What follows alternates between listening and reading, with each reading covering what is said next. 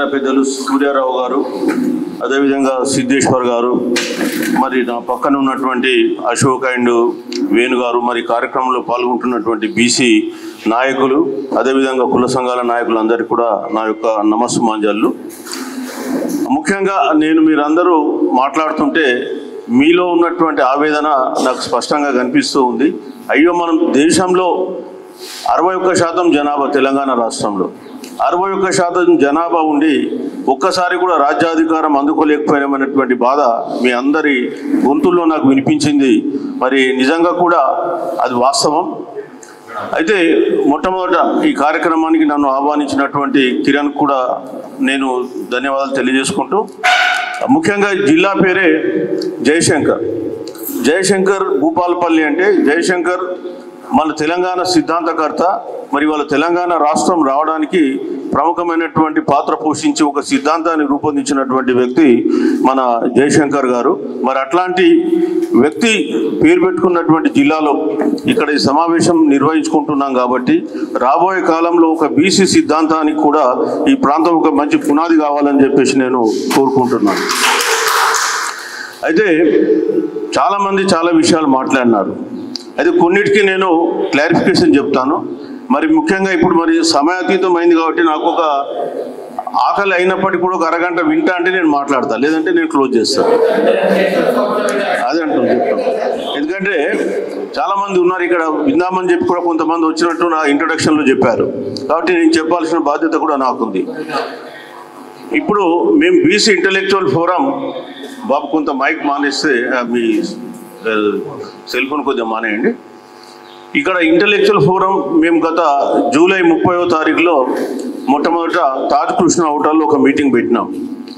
ఎందుకు పెట్టాల్సి వచ్చింది అంటే, ఇదే రాష్ట్ర ప్రభుత్వం కులగణన చేస్తామని చెప్పి ఫిబ్రవరిలో అసెంబ్లీ తీర్మానం చేసి మార్చి 15వ తారీఖు ఒక జీవో ఇచ్చి ఆ తర్వాత దాన్ని పక్కన పడేశారు.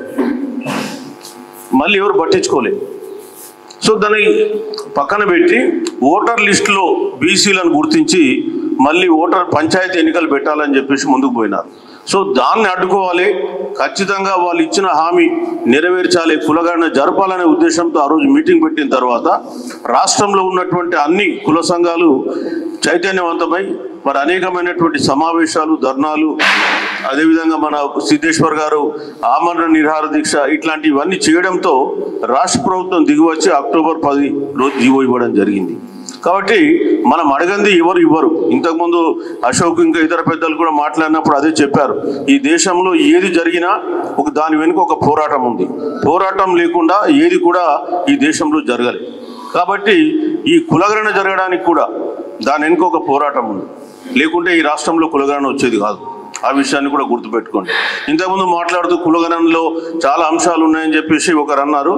వాస్తవానికి లాస్ట్ టైం బీఆర్ఎస్ గవర్నమెంట్లో చేసినప్పుడు 94 అంశాలు ఉన్నాయి. ఈరోజు ఇంకా ఓన్లీ 56 అంశాలే పెట్టినాం. ఆ రోజు అందరూ పార్టిసిపేట్ చేసినారు. ఆ రోజు ఎవరు అడ్డుకోలేదు.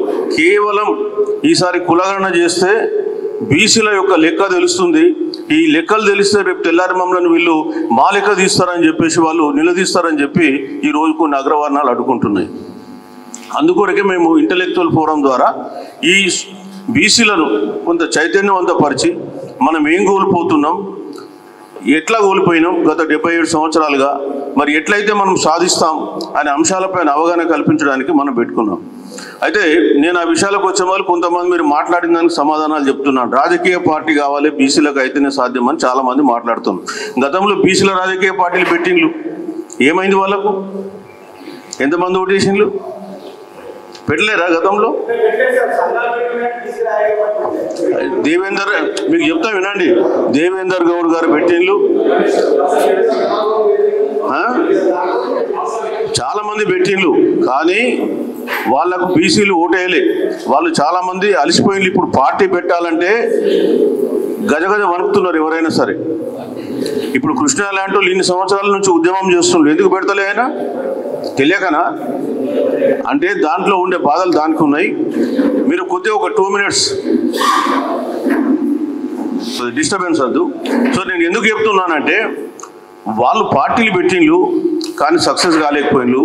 కానీ ఇప్పుడు పార్టీ పెట్టకుండా మనం ఎట్లా సక్సెస్ అవుతాం అనే విషయాన్ని కూడా మనం మాట్లాడుతున్నాం. అరే బాబు, నీ ఆవేశాన్ని నాకు అర్థమైంది. మీ ఒక్కరే కాదు, మీరు వినాలే మొదలు. బాబు, మీరు వినడం నేర్చుకోవాలి మొదలు. అరవడంతో ప్రయోజనం లేదు. ఇదే ఆవేశం మనం ఈడి దాకా తీసుకొచ్చింది. మొదలు వినాలే. స్ట్రాటజీ కావాలి మనకు, ఏం చేస్తే మనం గెలుస్తామని. ముఖ్యంగా ఏంటంటే ఆ రోజుల్లో నేను ఒక విషయం చెప్పబోతున్నా. ఈ భారతదేశంలో ప్రతి రాష్ట్రంలో బీసీలు ముఖ్యమంత్రులు అయింది. కానటువంటి రాష్ట్రం ఏది ఉంది? ఓన్లీ తెలంగాణ, ఆంధ్రప్రదేశ్. ఈరోజు పక్కన తమిళనాడులో పోతే స్టాలిన్, ఆయన ఏ కులం? ఆయన నాయి బ్రాహ్మణ. పక్కన కేరళలో ఎవరు? గౌడు. ఇక్కడ ఎవరున్నారు? కర్ణాటక కురుబ. అటు మధ్యప్రదేశ్ పోతే యాదవ.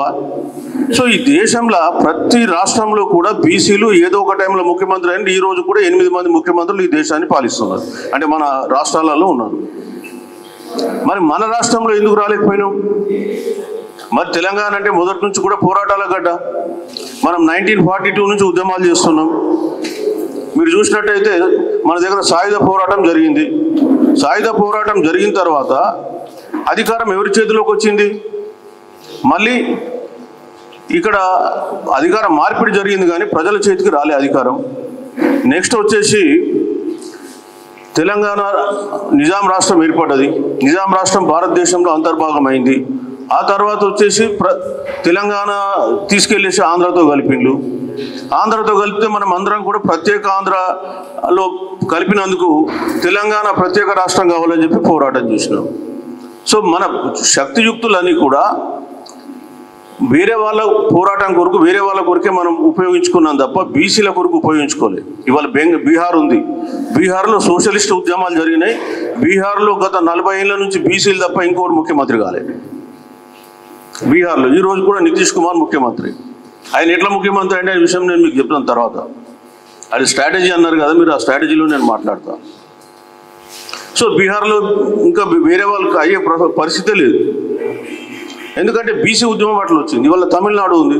తమిళనాడులో కూడా బీసీ ఉద్యమం వచ్చింది. పెరియార్ ఉన్నారు. సో ఈ దేశంలో ఏ రాష్ట్రంలో లేనన్ని రిజర్వేషన్లు తమిళనాడులో ఉన్నాయి. మనందరం ఇక్కడ 25%కే మనం పోరాడుతున్నాం. ముస్లింలు 4 కలుపుకుంటే మైనారిటీస్ 29%. తమిళనాడులో 50% ఉంది బీసీలకు. మరి ఒక్క రాష్ట్రం ఎట్లా సాధించుకోగలిగింది? మనం ఎందుకు సాధించుకోలేకపోయినాం? సో ఈ విషయాలు మనం కొంత మీరు తెలుసుకుంటారనే ఉద్దేశంతో మేము ఎంతో కొంత చదువుకున్నాం కాబట్టి చెప్పాలని ఇక్కడ వచ్చినాం. బాబు, ఈ దేశంలో అన్ని పార్టీలు, అన్ని రాజకీయ పార్టీలు, ఈ దేశాన్ని పాలించిన అన్ని కూడా బీసీలకు మోసం చేసిన పార్టీలు. ఏ ఒక్క పార్టీ బీసీలకు అనుకూలంగా చేయలే. మీరు మనం రాజ్యాంగం రాసినప్పటి నుంచి వద్దాం. రాజ్యాంగంలో బీసీలు అంటే బ్యాక్వర్డ్ క్యాస్ట్లో అనలే, బ్యాక్వర్డ్ క్లాస్. అది నిర్వచనం. ఈ బ్యాక్వర్డ్ క్లాస్ అనే వరకే ఎవరు ఈ బ్యాక్వర్డ్ క్లాస్ అని గుర్తించడానికి 47 సంవత్సరాలు పట్టింది ఈ దేశంలో. 47 సంవత్సరాలు. మీకు ఎస్సీలు షెడ్యూల్డ్ క్యాస్ట్ అన్నాడు, ఎస్టీలు షెడ్యూల్డ్ ట్రైబ్ అన్నాడు రాజ్యాంగంలో. బీసీలు వస్తే బ్యాక్వర్డ్ క్లాస్ అన్నాడు. ఎవరి బ్యాక్వర్డ్ క్లాస్? దానిపైన కోర్టులలో యుద్ధాలు చేసి రిజర్వేషన్ మనకు 1993లో సెంట్రల్ గవర్నమెంట్లో ఉద్యోగాలు వచ్చినాయి బీసీలకు. దాన్ని సెంట్రల్ గవర్నమెంట్లో ఓబీసీలు అంటాం, ఇక్కడ వస్తే బీసీలు అంటాం. అదే 47 నుంచి 93 వరకు రిజర్వేషన్లు అమలై ఉంటే మన పెద్దవాళ్ళు ఏదో ఒక ఉద్యోగాలు సంపాదించుకొని ఈరోజు వాళ్ళు సీనియర్ పొజిషన్లో రిటైర్ అయితే వీళ్ళందరూ బాగుపడేవాళ్ళు కదా. మన 47 ఏళ్ళు ఎప్పుడైతే స్వాతంత్రం వచ్చి ఈ దేశం ఆర్థికంగా అభివృద్ధి అవుతున్న కాలంలోనే మనకు రిజర్వేషన్లు లేవు. 93లో ఇచ్చినట్టు రిజర్వేషన్లు ఇచ్చిండ్రు, ఆ తర్వాత తీసుకొచ్చేసి ప్రైవేటైజేషన్ చేసిండ్రు, ఇవాళ ఉద్యోగాలు లేవు. సో మరి బీసీలకు దీనికి కారణం ఎవరు? 1950లో ప్రతి 10 సంవత్సరాలకు ఒకసారి కులగణన జరుగుద్ది. 1951లో కులగణన జరగాలి. 1931లో లాస్ట్ జరిగింది. అంబేద్కర్ కూడా అడిగినాడు, మనం బీసీలకు ఏం చేయాలి రాజ్యాంగంలో, మనం ఒక బీసీ కమిషన్ ఏర్పాటు చేయాలి ఆర్టికల్ 340 రాజ్యాంగం ప్రకారం చేసి బీసీలు అంటే ఎవరు గుర్తించాలి, వాళ్ళకు మనం ఎంతో కొంత రిజర్వేషన్ పెట్టకపోతే కష్టం అని చెప్పి అంటే నెహ్రూ కులగణనకు ఒప్పుకోలే. నేను కులగణనకు నేను అస్సలు ఒప్పుకోను అని చెప్పేసి 1950లో ఆ ఫైల్ వచ్చేస్తే రిజెక్ట్ చేసి పడేశాడు. 1951లో కులగణన లేకుండానే సెన్సస్ జరిగిపోయింది. ఎవరు బీసీలు వాళ్ళ సంఖ్య ఎంత లెక్క ఎంత ఏం తెలియదు. ఆ తర్వాత అంబేద్కర్ గారు 1951లో రిజైన్ చేస్తే 53లో ఆయన కాకా కాలేకర్ కమిషన్ ఒక కమిషన్ పెట్టిండు. ఆ కమిషన్ రిపోర్ట్ ఇచ్చింది. పాపం ఆ కమిషన్ కూడా 2500 కులాలు బీసీలను గుర్తించి వీళ్ళకు రిజర్వేషన్ 44% ఇవ్వాలని చెప్పింది. ఆ కాలంలో 1953లో ఇస్తే నెహ్రూ గారు 1955లో లోక్సభలో పెట్టకుండానే ఆ రిపోర్ట్ను రిజెక్ట్ చేసి పడేసాడు. ఇంకా ఎవరు మాట్లాడలే. మళ్ళీ బీసీ కమిషన్ గురించి మాట్లాడలేవు, బీసీలకు రిజర్వేషన్ గురించి కూడా మాట్లాడలేదు. మళ్ళీ 1978లో జనతా గవర్నమెంట్ వచ్చిన తర్వాత ఎన్ని సంవత్సరాలు పట్టింది? 53 నుంచి 78 22 సంవత్సరాల 25 సంవత్సరాలు పట్టింది. ఎవడు మాట్లాడలేదు. బీసీలు ఎవడు వీడికి రిజర్వేషన్ అవసరమా, వీళ్ళకి ఏమి ఇవ్వాలి, ఎవడు మాట్లాడలేదు. 78లో మండల్ కమిషన్ను అప్పుడు అపాయింట్ చేయాల్సి వచ్చింది. ఎవరు? జనతా గవర్నమెంట్ వచ్చింది. ఆ జనతా గవర్నమెంట్లో ఉన్నటువంటి బీసీ నాయకులు ఉన్నారు. ఆయన బీపీ మండల్ కూడా అందులో ఉండే. అదేవిధంగా ములాయం సింగ్ యాదవ్ కానీ ఇంకా చాలామంది మధులిమాయ ఇట్లాంటి లీడర్స్ అందరూ సోషలిస్ట్ బీహార్ నుంచి వచ్చిన వాళ్ళే. వాళ్ళంతా పట్టుబట్టి ఆయన మండల్ కమిషన్ రిపోర్ట్ ఇచ్చారు. ఈ లోపల మళ్ళీ జనతా గవర్నమెంట్ పడిపోయింది. మళ్ళీ 80లో ఇందిరాగాంధీ గారు వచ్చారు. ఆయన కరెక్ట్ 79 డిసెంబర్ 31 రోజు రిపోర్ట్ ఇచ్చిండు. ఆ రిపోర్ట్ మళ్ళీ తీసుకెళ్ళి మూలకు పడేసి మళ్ళీ కూడా పట్టించుకున్నారు. మళ్ళీ 93 13 ఏళ్ళు ఆ రిపోర్ట్ అటు పక్కన పోయింది. 93లో అంటే వీపీ సింగ్ 90లో దాన్ని బయటకు తీసి ఆయన ఇంప్లిమెంట్ చేస్తానే వరకే ఇక్కడ మండల్కు వ్యతిరేకంగా ఇంకో పార్టీ వచ్చి కమండల్ పెట్టి వాళ్ళందరం బంధువులు అని చెప్పుకునే పార్టీ బీసీల వాళ్ళకు బంధువులు గారా? చెప్పండి. మనంతా ఒకటే, మనమందరం ఒకటి. ఒక్క బీసీలకు ఇస్తేనే దేశం విభజించబడుతుంది. ఈ దేశంలో వీళ్ళు ఉద్యోగాలలో సమర్థత తగ్గుద్ది, రకరకాల కారణాలు చెప్పి ఈ మండల్ కమిషన్ రిపోర్ట్ను అడ్డుకోవడానికి కమండల్ యాత్ర చేసి దాన్ని సక్సెస్ఫుల్గా 3 సంవత్సరాలు దాన్ని కోర్టులో నాంచితే 93లో ఇవ్వడం జరిగింది. అదే 93లో పివి నరసింహారావు గారు 10% ఓసీలకు రిజర్వేషన్ తెచ్చిండు. ఈడబ్ల్యూఎస్ అని తెస్తే అదే కోర్టు, సుప్రీంకోర్టు 9 మంది జడ్జిలు మండల్ కమిషన్ రిపోర్ట్ను స్టడీ చేసి 9 మందిలో 8 మంది ఒప్పుకున్నారు. బీసీలకు రిజర్వేషన్ ఇవ్వాలి, వీళ్ళు నిజంగా బీసీలను గుర్తించాలంటే కులం తప్ప వేరే మార్గం లేదని చెప్పారు. సో కులమే బేసిస్ బ్యాక్వర్డ్ క్లాస్ అనే దానికి గుర్తించడానికి. సో అది జరిగింది. అదేవిధంగా మన రాష్ట్రంలో కూడా 73 దాకా రిజర్వేషన్ రాలేదు రాష్ట్ర ప్రభుత్వంలో. ఈ ఓసీలకు రిజర్వేషను పివి నరసింహారావు చేస్తే 9 మంది జడ్జిలలో 8 మంది కొట్టేసింది ఆర్థిక పరంగా రిజర్వేషన్లు ఇవ్వద్దు అని. అంటే దాన్ని పక్కన పెట్టి మొన్న 2019లో కమండల్ యాత్ర చేసిన పార్టీ ఓసీలకు రిజర్వేషన్ ఇవ్వాలి కాబట్టి ఏదో ఒక మేజర్ సిన్హా కమిటీని 2005లో ఒక కమిటీ ఇచ్చాడు మన్మోహన్ సింగ్. ఆయన ఇచ్చిన రిపోర్ట్ను దుమ్ము దులిపి జనవరి 9th రోజు మనకేమన్నారు, 2018లో వాళ్ళు మేము కులగణన చేస్తామని చెప్పేసి రాజ్నాథ్ సింగ్ లోక్సభలో ఆగస్టు 31వ తారీఖు రోజు చెప్పాడు. 2010లో కూడా మేము కులగణన చేస్తాము, 11లో చేయాలని చెప్పి కాంగ్రెస్ పార్టీ మీద ఒత్తిడి పెట్టించి Congress party social economic caste survey చేశారు. తర్వాత ఈయన ఇప్పుడేమో కులగణన చేయనని చెప్పేసి సుప్రీంకోర్టులో అఫిడవిట్ చేశారు. ఇప్పుడు మేము కులగణన చేయం, కులగణన చేస్తే దేశానికి ఏదో ముప్పు వాటిల్తుందని చెప్పి మొన్న కూడా ఆయన మహారాష్ట్ర ఎన్నికల్లో చెప్పింది. ఇవాళ మహారాష్ట్రలో ఓడిపోయింది కాంగ్రెస్ కాదు, వాస్తవానికి బీసీలు. మేము కులగణన చేయమని చెప్పేసి వాళ్ళు అన్న వాళ్ళకు బీసీలు ఓట్లు వేసుకుంటా భుజాల మీద ఎత్తుకుంటే ఇంకా ఈ దేశంలో బీసీలు ఎట్లా బాగుపడతారండి? ఇదే ఈడబ్ల్యూఎస్ గురించి నేను చెప్తున్నా. ఇప్పుడు ఇదే ఈడబ్ల్యూఎస్లో వీళ్ళు లోక్సభలో 2019 జనవరి 9 రోజు బిల్లు పెట్టింది. లోక్సభ పాస్, 10వ తారీఖు రాజ్యసభ పాస్, 11వ తారీఖు రాష్ట్రపతి ఆమోదం, 19 దేశం అంతా అబద్ధం. ఎక్కడండి? నీకు మండల్ కమిషన్ రావడానికి 3 ఏళ్ళు పడుతుంది. మండల్ కమిషన్ ఓన్లీ ఉద్యోగాలల్లో, విద్యల మళ్ళీ రిజర్వేషన్లు లేవు, ఐఐటి ఐఐఎం దాంట్లో లేవు రిజర్వేషన్స్. అది రావడానికి 2008 పట్టింది. 2006లో 93 అమెండ్మెంట్ తర్వాత 2008లో మళ్ళీ అది కూడా కోర్టులు రెండేళ్ళు ఆపినాయి. కానీ ఈ ఈడబ్ల్యూఎస్ రిజర్వేషన్లకు ఏ కోర్టు ఆపదు. ఇవాళ తమిళనాడు బీసీ గవర్నమెంట్ కాబట్టి వాళ్ళు ఏం చెప్పిండ్రు, ఈడబ్ల్యూఎస్ రిజర్వేషన్ మేము అమలు చేయమన్నారు. మన రాష్ట్రంలోనేమో 4% జనాభా ఉన్న వాళ్ళకు 10% రిజర్వేషన్లు మనం అమలు చేస్తున్నాం. మీరు చూస్తున్నారు ఉద్యోగాలు ఎస్సీల కంటే కూడా తక్కువ మార్కులతో ఓసీ విద్యార్థులు వస్తున్నారు. ఇప్పుడు ఎస్సీల కంటే తక్కువ మార్కులు. ఈ మధ్య కాలంలో 50,000 ఉద్యోగాలు రిక్రూట్ అయినాయి. 10% అంటే 5,000 ఉద్యోగాలు పోయినాయి బీసీలో. మరి ఈ విధంగా మన కళ్ళ ముందే దోపిడీ జరుగుతుంది, ఎవరు ప్రశ్నిస్తలేరు. ఈ ఇష్యూ కూడా ఈడబ్ల్యూఎస్ కూడా మేము మొన్న ఇంటలెక్చువల్ ఫోరం పెట్టిన తర్వాతనే బయటకు తీసినాం. అంతవరకు కూడా ఎవరు మాట్లాడలే, మన సంఘాలు కూడా ఎవరు మాట్లాడలే. 2019 నుంచి మన రాష్ట్రంలో అమలవుతున్నాయి, 21 నుంచి తెలంగాణ గవర్నమెంట్. ఇవాళ తమిళనాడులో లేదు. తమిళనాడులో కోర్టుకు పోయినారు, మాకు 10% రిజర్వేషన్ ఈడబ్ల్యూఎస్కి ఇవ్వాలని చెప్పేసి అగ్రవర్ణాల వాళ్ళు పోతే తమిళనాడు గవర్నమెంట్ అఫిడవిట్ వేసింది, మేము ఇయ్యము, మా రాష్ట్రంలో ఆల్రెడీ 80% మందికి రిజర్వేషన్ ఉంది, మేము ఓసీలకు రిజర్వేషన్ ఇవ్వము పోండి అని చెప్పి.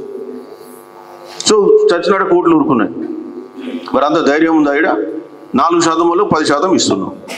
ఎందుకంటే బీసీలలో తెలుసుకోవాలనే కోరిక కూడా లేదు ఏం జరుగుతుందని.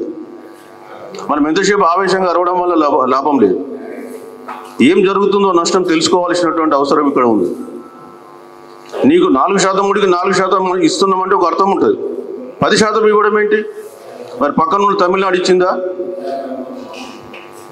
అదేవిధంగా కేరళ కానీ కర్ణాటక కానీ ఇంప్లిమెంట్ చేసినప్పుడు వాళ్ళు ఏం చేసిండ్రు, ఒక కమిటీ చేసి ఆ కమిటీ దాని ప్రకారం కొన్ని క్యాస్ట్లను బీసీల నుంచి ఇంకో దాంట్లోకి మార్చి వాళ్ళు రిజర్వేషన్ అమలు చేసిండ్రు. ఇక్కడికి వచ్చేస్తే అట్లాంటి పద్ధతి ఏం లేదు. పాలకునికి ఆలోచన రాత్రి వచ్చింది, తెల్లారితేనే అమలు చేసేసి ఇవాళ బీసీల లోకల్ బాడీ రిజర్వేషన్ మాట్లాడుతున్నాం. లోకల్ బాడీ రిజర్వేషన్లో 34% ఉండే అంతకుముందు, వీళ్ళే కదా 22% చేసింది. సరే కోర్టులు బీఆర్ఎస్ గవర్నమెంట్ పోయిన గవర్నమెంట్ 22% చేసిండ్రు. పోనీ 22% అని అమలు చేసిందా? యాక్చువల్గా చెప్పాలంటే జిహెచ్ఎంసీలో ఇప్పుడు కోర్టు ఏం చెప్పింది, సుప్రీంకోర్టు 50% దాటద్దు కాబట్టి మేము 50% లోపల ఎస్సీలకు 18, ఎస్టీలకు 10, 28 బొంగ 22% బీసీలకు వస్తుందని పెట్టింది. ఓకే, అదే జిహెచ్ఎంసీలో జనాభా ప్రకారం తీసుకుంటే బీసీలకు ఇంకా 8% వాళ్ళు ఇచ్చింది ఎంత అంటే 22% ఇచ్చింది. మనకు బీసీలకు 31% అక్కడ వచ్చే అవకాశం ఉంది, ఎందుకంటే ఎస్సీ ఎస్టీలు తక్కువ ఉన్నారు. కానీ ఇవ్వలే. ఎందుకు ఇవ్వాలి? మనం అడిగితే కదా, వాళ్ళు పోరాటం చేస్తే ఎవడన్నా ముందుకు వస్తాడు, లేకపోతే ఎవడు రాడు. అట్లా మన 8% జిహెచ్ఎంసీలో మొన్న ఎన్నికలలో ఓడిపోయినాం. కావాలంటే స్టాటిస్టిక్స్ నా దగ్గర ఉన్నాయి, నా ఫోన్లో ఏం జరిగింది అనేది. కాబట్టి మనం పోరాటం చేయాల్సినటువంటి సమయం ఆసన్నమైంది. ఈరోజు మన సమస్యలకు అన్నిటికీ మూలం ఏంటంటే మన జనాభా లెక్క లేకపోవడం, అది మనలో ఐకమత్యం లేకుండా చేసింది. గత 77 సంవత్సరాలుగా ఈ దేశ సంపదను ఎవరు తిన్నాడు అనే విషయం మనకు తెలియకుండా చేస్తుంది. ఇవాళ అనేకమైన సంస్థలు ఏం చెప్తున్నాయి, గత 10 సంవత్సరాలుగా గత 20 సంవత్సరాలుగా ఏదైతే లిబరలైజేషన్ స్టార్ట్ అయిందో ఎకానమీ, గ్లోబలైజేషన్, ఆర్థిక తారతమ్యాలు విపరీతంగా పెరిగినాయి. ఇవాళ ఈ దేశంలో 1% జనాభా ఉన్న వాళ్ళకు టాప్ పర్సెంట్లో 43% సంపద వాళ్ళ చేతిలో ఉంది. ఈ దేశ సంపద అంటే ఒకవైపు ఆర్థికంగా అనుదుక్కబడుతున్నాం, ఇంకోవైపు రాజకీయంగా అనుదుక్కబడుతున్నాం, ఇంకోవైపు సామాజికంగా అనుదుక్కబడుతున్నాం. మరి ఎట్లా వీళ్ళ బతుకులు బాగుపడతాయి? ఎవరు ఉద్యోగాలు ఎవరు తింటున్నాడు ఈ దేశంలో? మరి మనమందరం పిల్లల్ని చదివిస్తున్నాం, ఆ చదివించే పిల్లలకు ఉద్యోగాలు రాకపోవడానికి కారణం ఏంటి? ఎవరి సంపద ఎవరు తింటుండు? ఒకవైపు ప్రైవేటైజేషన్ చేస్తుండు, ఇంకోవైపు మీరు వినండి, ఎస్సీలకు 10% వాళ్ళ జనాభా ప్రకారం వాళ్ళకు 18% రిజర్వేషన్ ఇస్తావు, ఎస్టీలకు వాళ్ళ జనాభా ప్రకారం ఇస్తావు, ఓసీలకు వాళ్ళకి 10% ఉన్న వాళ్ళకి 4 ఇస్తావు. మరి బీసీలు 61% ఉంటే మనకి 20% ఎందుకు ఇస్తారు? ఎందుకంటే ఎవరు ఉద్యోగాలు ఎట్టిపోతున్నాయి? ఎస్సీలు 18 ఉన్నారు, 18 ఇచ్చినారు, ఓకే. ఎస్టీలు 10 ఉన్నారు, ఇచ్చినారు, ఓకే. మరి బీసీలు 61% ఉన్నారు, వీళ్ళకి 61% ఎందుకు ఇవ్వవు? 61% వీళ్ళకి ఇస్తే మన పిల్లలకి ఎన్ని ఉద్యోగాలు వస్తాయి? ఎన్ని వేల ఉద్యోగాలు వస్తాయి? ఇవాళ కేంద్రంలో 90 మంది ఐఏఎస్ ఆఫీసర్లు ఉంటే 3 బీసీలు. మిగతా వాళ్ళంతా ఓసీలే. ఇవాళ చాలా యూనివర్సిటీస్లో కానీ కేంద్రంలో ఉండే కేటగిరీ ఏబీసీ ఉద్యోగాలలో కానీ ఎక్కడ ఓబీసీల పర్సంటేజ్ వెతికినా కానీ కనిపించదు. రీజన్ ఏంటంటే బీసీలు ఆ ప్రెషర్ పెట్టలేకపోతుంది. మేము 134 కులాలు ఇలా రాష్ట్రంలో మన లిస్టులో ఉన్నాయి. కాబట్టి మేము యూనిటీ కాలేము. యూనిటీ కాకపోవడం అనే ప్రసక్తే లేదు. ఎప్పుడు ఇష్యూ బేస్డ్గా యూనిటీ అవుతాం. 134 కులాలను ఒక తాటి మీద తీసుకురావడం అని అంటే కొంత డిఫరెన్సెస్ రావచ్చు, కానీ ఇష్యూ బేస్డ్ ఇప్పుడు కులగణన ఉంది. కులగణన మీద అన్ని సంఘాలు ఏకమైనవి కదా. అట్లనే రిజర్వేషన్ మీద ఇవాళ దేశంలో ఎందుకు భయపడుతున్నారు పాలకులు కులగణన చేయమంటే కేంద్రంలో? ఎందుకంటే లెక్కలు బయటకు వస్తే వాళ్ళ బొక్కలు ఇస్తారు వీళ్ళు వచ్చేసి. ఇన్ని సంవత్సరాలు మేమేం నష్టపోయినాం, మా వాటా మాకు ఇవ్వండి అని. భయానికే వాళ్ళు ఇప్పుడు మేము కులగణన చేయం. ఏం బ్రిటిష్ వాడు తెల్లదొర ఎందుకు చేసిండు? వానికి ఏం సమస్యలు రాలేవా? అప్పుడు 1931లో చేశాడు. 1881 నుంచి 1931 దాకా జరిగింది, ప్రతి 10 సంవత్సరాలకు. ఇప్పుడు ఈ పాలకులకు ఈ నల్లదొరలకేమో మనసు వస్తుంది. ఎందుకంటే వీళ్ళ లెక్కలు తెలిస్తే రేపు తెల్లారి మమ్మలను వాళ్ళు నిలదీసి అడుగుతారని. అందుకొరకే మేము కులగణన జరగాలని చెప్పి రాష్ట్రంలో చాలా పోరాటం చేస్తే రాష్ట్ర ప్రభుత్వం చేసింది తప్ప దీనివల్ల ఏమొస్తుంది ఏం పోతుంది అని చాలామందికి చాలా అనుమానాలు ఉన్నాయి. ఇవాళ స్థానిక సంస్థల రిజర్వేషన్ 42% రావాలంటే అంత ఈజీ ఏం కాదు. దాంట్లో అనేకమైన కోర్టు జడ్జిమెంట్స్ ఉన్నాయి. సో మనం ఏమంటున్నాం, ఈ బీసీల సమస్యలకు ప్రధానమైన కారణం ఏంటంటే మన సమస్యలను చట్టసభల్లో లేవనెత్తడానికి మన చట్టసభ్యులు లేరు. మన ఎంపీలు ఉన్నారు, కానీ వాళ్ళ పార్టీ లైన్ దాటి మాట్లాడే ధైర్యం ఉన్నోళ్ళు ఎవరు లేరు. ఇవాళ తమిళనాడులో ఉంది లోకల్ బాడీస్లో రిజర్వేషన్ లేవు, వాళ్ళు తీసుకోలే కూడా. వాళ్ళు లోకల్ బాడీస్లో రిజర్వేషన్ ఇవ్వమని చెప్పేసి ఎవరన్నా అడిగితే ఓసీలకు చెప్పారు వాళ్ళు, మీకు కావాలంటే 10% రిజర్వేషన్ ఇస్తాం, కానీ మాకు లోకల్ బాడీస్లో మేము రిజర్వేషన్ పెట్టుకోము, ఎందుకంటే మేమే 90% ఉన్నాం అక్కడ. తమిళనాడు చట్టసభలో ఎంతమంది ఉన్నారు ఓసీలు? 237 మంది సభ్యులు ఉంటే 17 మంది ఉన్నారు. ఇక్కడ ఎంతమంది ఉన్నాం మనం? 119లో 19 మంది ఉన్నాం బీసీలో. అక్కడ ఓసీలు, ఇక్కడ బీసీలు. అంటే మనకి ఇంకా బీసీ వాదం బలపడతలే మనలో. ఇవాళ పాలకులను తిడితే ప్రయోజనం లేదు, ఎందుకంటే బీసీలను ఎవరు మోసం చేసుకుంటున్నారంటే మనమే మోసం చేసుకుంటున్నాం. మన ఓటు మనకి వేసుకున్నాం, మన తెలివితేటలు లేక వేరే వానికి వేసి ఇవాళ అయ్యో మా బీసీల రాజ్యాధికారం లేదంటే ఎట్లా వస్తుంది? నీ చేతిలో ఉంది, దాన్ని ఏమైనా ఖర్చు ఉన్నదా నీ ఓటు వేయడానికి? నీకు కావాల్సింది ఏంటో ఆ మైండ్ సెట్ కావాలి. ఆ మైండ్ సెట్ లేక ఎవరికో ఓటేసి మళ్ళీ వాళ్ళ దగ్గర పోయి అడుక్కొని వాడు పని చేస్తలేడని చెప్పి మళ్ళీ ఏడ్చడం కూడా మన పనే. నీ చేతిలో వజ్రాయుధం ఉంది, ఆ వజ్రాయుధాన్ని వాడుకోరంటే వాడుకో, మనం ఏదేదో మాట్లాడతాం. సో మేము ఇప్పుడు మా ఇంటలెక్చువల్ ఫోరంను చేంజ్ చేస్తున్నామంటే ఖచ్చితంగా బీసీ భావజాలం అనేది స్ప్రెడ్ కావాలి, ప్రతి ఒక్కరికి దాన్ని అది రీచ్ కావాలి వాళ్ళకు. అందుకొరకే మేము ఈ గ్రామాలలో ఎక్కడ పెట్టినా మీటింగ్లకు వస్తున్నాం. ఎందుకంటే వీళ్ళలో కొంత చైతన్యం తీసుకొస్తే రాబోయే కాలంలో నీ ఓటు ఒక బీసీలకే వేస్తే ఇంకా అంతకంటే మించింది ఏం లేదు. ఇవాళ మీ దగ్గరే ఉంది భూపాలపల్లిలో, ఇంతకుముందు మాట్లాడుతూ మన ఓటు మనకు వేసుకోవాలంటే మీ దగ్గర మీరు వేసిందా? నేను ఆయన తరపు నేను బ్యాటింగ్ చేస్తలే, కానీ ఇక్కడ ఒక బీసీ లీడర్ ఉండే కదా, మన ఓసీకి వేసుకొని ఇవాళ బీసీ మాట్లాడితే ఎట్లా? ఇంతకుముందు వచ్చిపోయిన ఆయన మంత్రిని. ఇవాళ అందుకే ఏమైంది, 23 మంది ఉండే లాస్ట్ అసెంబ్లీలో, ఇవాళ 19కి వచ్చిండ్రు. నెక్స్ట్ ఇంకా 14, 15కు వస్తారు. అరే మీరు ఆ శాసనసభ్యుని మీద నిజంగానే మీకు అసంతృప్తి ఉంటే, పని చేస్తలేడు అనుకుంటే వాడు ఎదురుగా బీసీ ఉండటానికి వేయండి, లేకపోతే బీనికి వేయండి. వీళ్ళు ఏం చేస్తారు, అగ్రవర్ణాల వాళ్ళు కావాలని చెప్పి మీడియా అంతా వాళ్ళ చేతిలో ఉంటుంది కాబట్టి వాళ్ళు ఏం చేస్తారంటే, ఇప్పుడు ఇక్కడే ఉన్నాడు మీ ఎక్స్ఎమ్మెల్యే, అలా కొడుకులు డామినేషను, వాళ్ళు పంచుకుంటుళ్ళు, చాలా అవినీతి చేసిండ్లు. మరి ఈ రాష్ట్రంలో నాయకుల పిల్లలు, అగ్రవర్ణాల నాయకుల పిల్లలు ఎవరు రాజకీయాల్లో లేడా? మర్డర్లు చేసిన వాళ్ళు ఉన్నారు. మరి ఆ మర్డర్లు చేసిన వాళ్ళని తప్పించుకొని వాళ్ళు ఇవాళ రాజకీయ నాయకులుగా చలామణి అవుతాం. బీసీ కూడా వచ్చేసేవరకే దాని మీద అనేకమైనటువంటి విష ప్రచారం జరుగుతుంది. మనం అది నమ్ముకొని అది నిజమే అనుకుని మనం వేరే వానికి ఇస్తాం. కరప్షన్ అంటే వీళ్ళే చేస్తారా? వాళ్ళు చేయలేరా కరప్షన్? ఎట్లొచ్చింది వాళ్ళకి సంపద? వేల కోట్లు. ఒక్క కాంట్రాక్టు ఒక్క ప్రాజెక్టులో ఒక ఎస్టిమేట్ పెంచితే 1000 కోట్లు 4000 కోట్లు 10,000 కోట్లు పెంచుకున్నారు ఇరిగేషన్ ప్రాజెక్టులలో. ఎవడు అడుగుతాడా అవి లెక్కలు? ఒక హాస్టల్ విద్యార్థికి ఒక 100 రూపాయల స్టైఫండ్ పెంచాలంటే మనసు రాదు.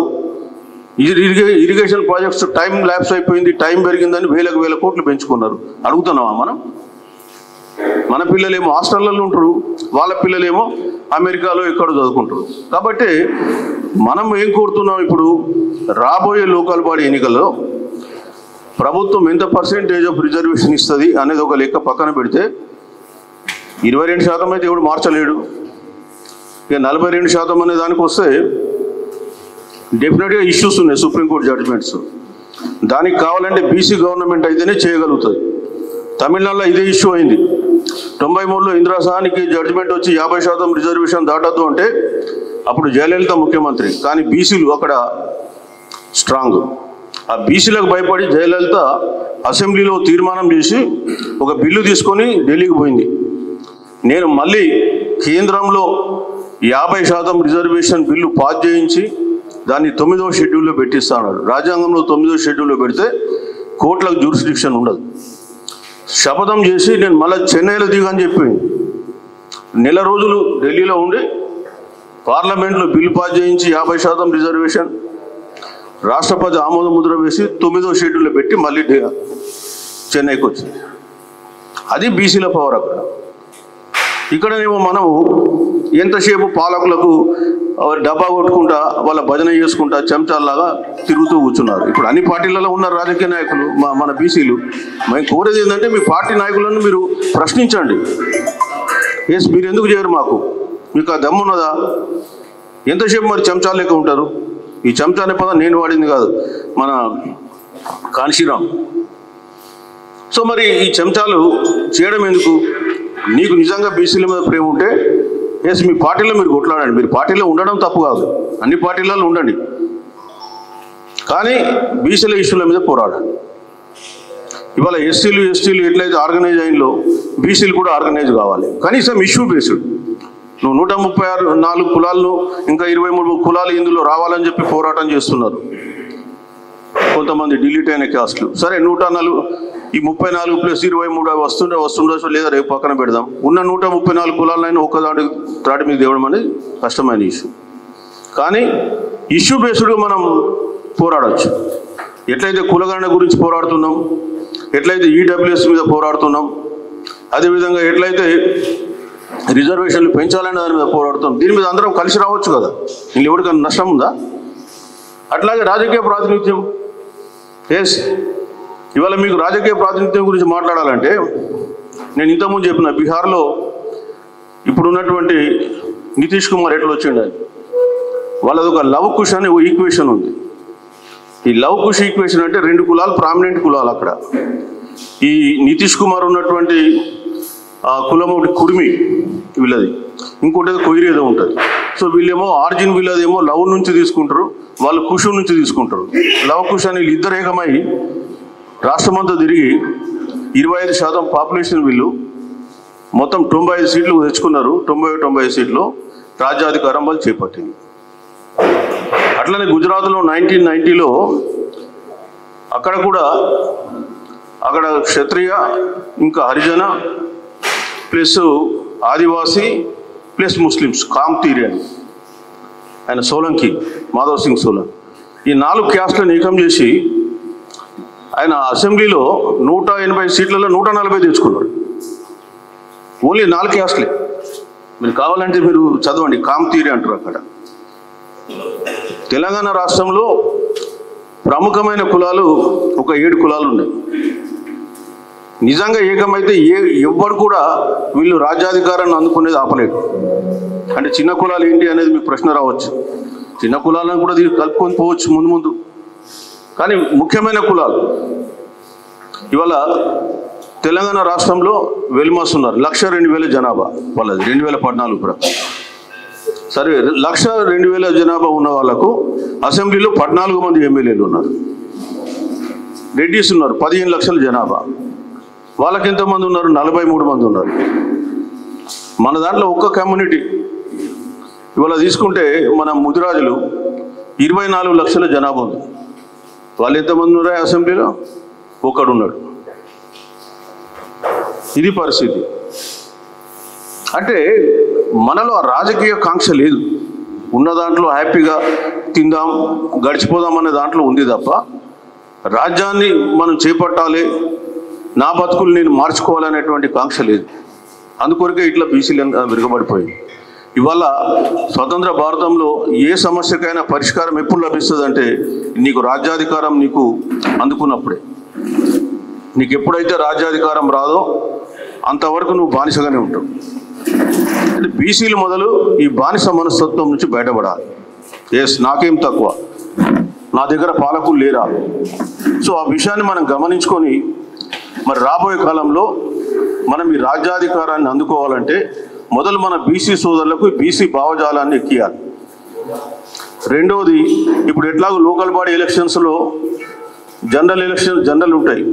ఆ జనరల్లో కూడా ఖచ్చితంగా మన బీసీలను నిలబెట్టించి మనం బీసీలను గెలిపించాలి. ఎట్లాగో బీసీ రిజర్వేషన్లో మనం ఉంటాం, ఎస్సీ ఎస్టీలో మనం ఉంటాం, కానీ ఓసీ జనరల్ కేటగిరీ ఉంటుంది. ఆ కేటగిరీలలో మీరందరూ ఇక్కడ వచ్చిన వాళ్ళు ఎంతో కొంత సమాజంలో ఇన్ఫ్లుయెన్స్ ఉన్నోళ్ళే. కాబట్టి మీరు మీ వాళ్ళని ఇన్ఫ్లుయెన్స్ చేసి వాళ్ళకు చెప్పి, బాబు మనం అందరం బీసీలం రా, ఖచ్చితంగా మనకే రావాలి, వేరే వానికి పోవద్దు అని చెప్పి మన ఓట్లు మనం వేసుకుంటే ఏ జనరల్ కేటగిరీ ఎవడు గెలుస్తాడండి? గెలుస్తాడా? ఎవడన్నా గెలిచే అవకాశం ఉందా? మరి మన ఓట్ను మనం వేరే వానికి వేసుకొని మనం ఏడుపు తప్ప ఇంకేమున్నది ఇక్కడ? సో మీరు మన బీసీ వాళ్ళను తోటి వాళ్ళని కొద్దిగా ఎడ్యుకేట్ చేయండి. మీరు ఇక్కడ కుల సంఘాల లీడర్లు ఉన్నారు, కూర్చొని చెప్పండి. ఒక 7 కులాలు కలిస్తే చాలు, రాష్ట్రంలో మొత్తం పొలిటికల్ సీనే మార్చేయచ్చు. ఇంకా వేరే ఏం అవసరం కూడా లేదు. నేను చెప్తున్నాను, చాలా రాష్ట్రాలలో ఈ ఎక్స్పెరిమెంటేషన్ చేసిండు. ఈవెన్ ఉత్తరప్రదేశ్లో కూడా ములాయం సింగ్ యాదవ్ చేసిండు. ములాయం సింగ్ యాదవ్ ప్లస్ ముస్లిమ్స్ కలిపి వాళ్ళు అక్కడ గవర్నమెంట్ చేశారు. అదేవిధంగా మాయావతి చేసింది. So many places it happened. కానీ మన దగ్గర ఎందుకో ఈ స్ట్రాంగ్ అలయన్స్ వస్తలేదు.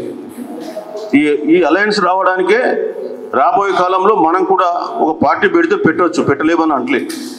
100% బీసీ భావజాలం ఉన్న పార్టీలు వస్తాయి. కాకపోతే దానికంటే మొదలు మనకు కావాల్సింది ఏంటంటే, పాత పార్టీలు ఎట్లయితే ఫెయిల్ అయిపోయినాయో ఈ పార్టీలు ఫెయిల్ కాకుండా ఉండాలంటే ఫస్ట్ మన బీసీ భావజాలం ఉండాలి. అంతకుముందు ఏంటంటే మనం అందరం కూడా ఈ ప్రత్యేక తెలంగాణ వాదంలో పడి కొట్టుకుపోయినాం. అయ్యో ప్రత్యేక తెలంగాణ వస్తే మేమంతా మా భవిష్యత్తు అంతా చాలా ఉజ్వలంగా ఉంటుందని చెప్పి ఊహించుకున్నాం.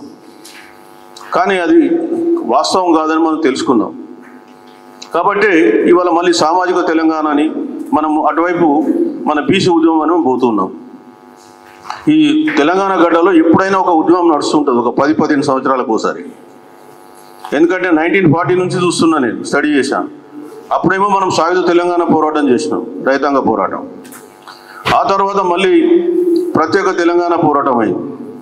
ఆ తర్వాత మావోయిస్టు ఉద్యమాలు వచ్చినాయి. ఆ తర్వాత మలిదశ తెలంగాణ పోరాటం అయింది.